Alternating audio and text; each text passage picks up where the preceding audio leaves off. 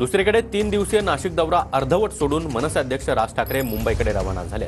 दुसऱ्याच दिवशी राज ठाकरे हे मुंबईसाठी रवाना झाले। विधानसभा निवडणुकीनंतर राज ठाकरेंचा नाशिक दौरा हा महत्त्वाचा मानला जात होता। आगामी स्थानिक स्वराज्य संस्थांच्या निवडणुकींबाबत राज ठाकरे पदाधिकाऱ्यांसोबत चर्चा देखील करणार होते। काल एक बैठक झाली, मात्र त्यानंतर आज दुसऱ्याच दिवशी राज ठाकरे हे मुंबईसाठी रवाना झाले। याचाच आढावा घेतला आमच्या प्रतिनिधींनी, पाहूया। विधानसभा निवडणुकीनंतर प्रथमच नाशिक दौऱ्यावर आलेले मनसे अध्यक्ष राज ठाकरे हे आपला नाशिक दौरा अर्धवट सोडून पुन्हा मुंबईकडे निघत आहेत। राज ठाकरे हे 3 दिवस नाशिक दौऱ्यावर आले होते।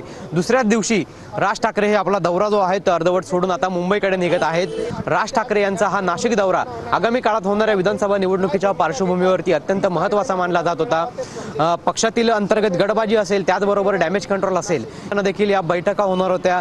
या बैठकींमध्ये या संदर्भात चर्चा होणार होती आणि यामधून पदाधिकाऱ्यांना मार्गदर्शन व सूचना करणार होते। या संदर्भातील जी तयारी आता ती राज ठाकरे यांची झालेली आहे। त्यांची वाहनं देखील या ठिकाणी लागलेले आहेत आणि थोड्याच वेळात राज ठाकरे आता आपला दौरा अर्धवट सोडून मुंबईकडे रवाना होत आहेत। कॅमेरा पर्सन प्रसाद पवारसह पवन येवले, TV9 मराठी, नाशिक।